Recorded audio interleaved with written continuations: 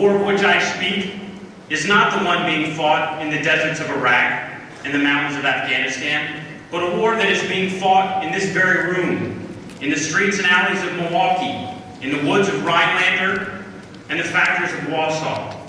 It is the war of two futures. In one future, we have been defeated. The great experiment that our founding fathers embarked us on when they deemed that we had, through God's grace, not only the right, but the ability to govern ourselves, has failed.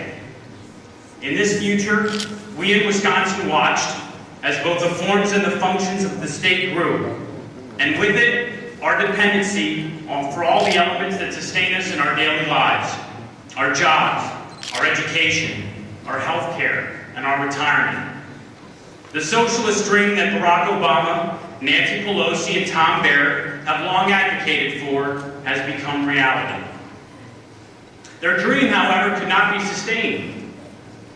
With an enormous debt and no money to borrow, the responsibility fell in its entirety to the taxpayers and the businesses to shoulder the total cost of state government. The streets of Appleton and Peshtigo and Portage soon resemble scenes we have watched recently in Greece, as a people who became reliant on the state rather than themselves have been told, at long last, there is no more money. And they answered with violence and a loud angry cry of, who will take care of us now? And thus will the age of individualism and liberty be noted and forgotten. In the second future, we have been victorious. Optimism, diligence, innovation, and altruism have beaten back the cancerous ills of society, apathy, hopelessness, and dependency. Wisconsin is thriving thanks to the individual and not its institutions. Our citizens have come to recognize that the overly helping hand of government conceals within its palm the shackles of enslavement. The main streets in Darien, Wisconsin Rapids, and Baraboo have become prosperous again, as old and new businesses compete for their place in a thriving economy. Unemployment has fallen as the tax burden on our companies has been reduced, allowing them to grow and hire. Our children and grandchildren have no reason to leave because the opportunities are boundless, and they in turn will proudly raise their families in Racine and Superior and Eau Claire. Ladies and gentlemen, these are the two futures ahead of us. Which future do you choose? I choose victory. The road to triumph will not be an easy one.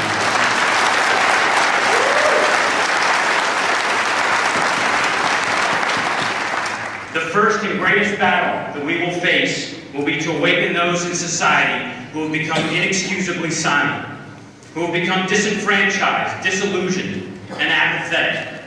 We must awaken them through deeds and not words. We must prove to them that no longer in our state capital will the soundness of people's business suffer under a cloud of that's the way it's done.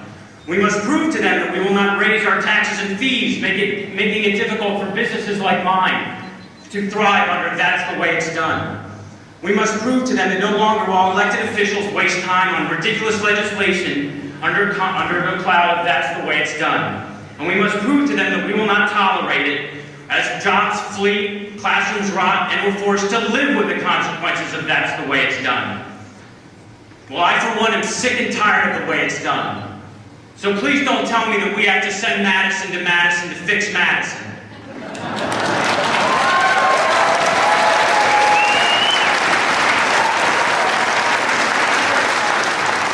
The time for incremental progress and safe choices is over, and we must remember our proud Republican heritage.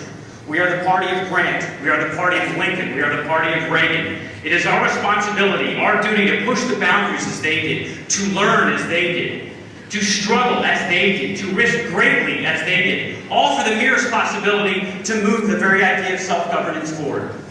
The next government will need a strong leader at his side, a captain in the battles ahead if we are to win the war and achieve the future we know is possible.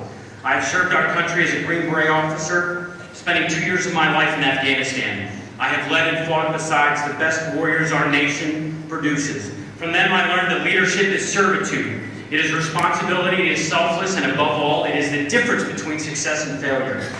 I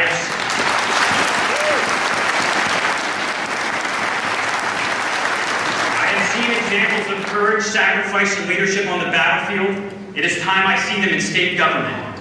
I have led in the Army, I have led in business, and I humbly ask for the honor of continuing that service to you as your next Lieutenant Governor. And I give you my word, I will fight every day in the trenches of bureaucracy for the salvation of this great state. Join me in this campaign, honor me in your support. God bless Wisconsin, God bless America. Thank you very much.